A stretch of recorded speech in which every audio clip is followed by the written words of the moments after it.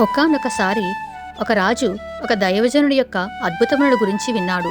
కాగా ఆ దైవజనుడు అనుసరిస్తున్న మతం సరి అయినది కాదని నిరూపించాలని తలంచిన ఆ రాజు అతనిని తన నగరానికి ఆహ్వానించి ప్రసంగించమని కోరాడు.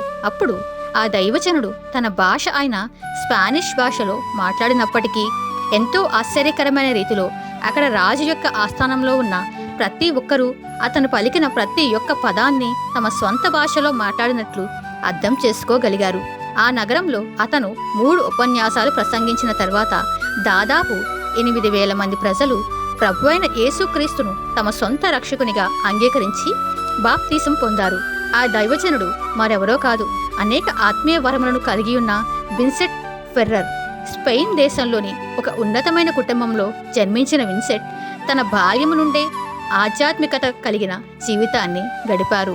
చాలా చిన్న వయసులోనే ఆర్డర్ ఆఫ్ ప్రీచర్స్ బోధకుల క్రమము చేరి అతను లేఖనములన్నిటినీ కంఠస్థం చేశారు.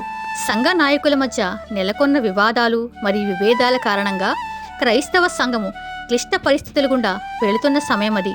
ఆ విభేదాలను సరిచేయుటకు విన్సెంట్ తన వంతు ప్రయత్నం చేశారు. తీవ్రమైన అస్వస్థత వలన ప్రాణాన్నే కోల్పోయేంత పరిస్థితులను ఎదుర్కొన్న తర్వాత విన్సెంట్ దేవుని యొక్క నిజమైన పిలుపును కనుగొని ఒక మిషనరీగా మారారు. 20 సంవత్సరాల పాటు అతను ఐరోపా ఖండమంతటా Spain, France, Ireland, Belgium, Germany, Scotland, Italy మొదలగు దేశాలలో ప్రసంగిస్తూ ప్రయాణించారు. ఒక అద్భుతమైన బోధకుడైన అతని యొక్క ప్రసంగాలన్నీ అధిక శాతం బహిరంగ కూడికలలోనే ఇవ్వబడేవి. ఎందుకనగా అతను బోధించే దేవుని యొక్క ప్రేమ, క్షమాపణలు, పాపం మరియు తీర్పులను గురించి వినడానికి తరలివచ్చే ఆ గొప్ప జనసమూహములను కూర్చుండబెట్టకు ఏ క్రైస్తవ ఆలయమూ కూడా సరిపోదు. ఆ బోధలు విన్నవారు తమ పాపముల నిమిత్తమై విచారిస్తూ పశ్చాత్తాపడి క్రీస్తు కొరకు జీవించుటకు తమ జీవితాలను సమర్పించుకునేవారు. అతను యూదా ప్రజల మధ్యను మరియు మూరుల మధ్యను కూడా సేవ చేసి వారిలో వేలాది మందిని క్రీస్తు వైపుకు నడిపించారు. ఒక సామాన్యమైన వ్యక్తిగా జీవించిన విన్సెంట్ తన కొరకు దేనిని తీసుకొనలేదు. అతనిపై ఉన్న గౌరవం కొలది అనేక మంది తమ ఆస్తులను అతనికిచ్చారు.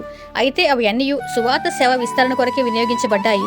దేవుని శక్తితో నింపబడిన విన్సెంట్ అసంఖ్యాక రోగులను స్వస్థపరచడమే కాక చనిపోయిన వారిని కూడా తిరిగి లేపారు. అతను చేసిన పరిచర్య యేసుక్రీస్తు ప్రభువును ప్రతిబింబిస్తుంది.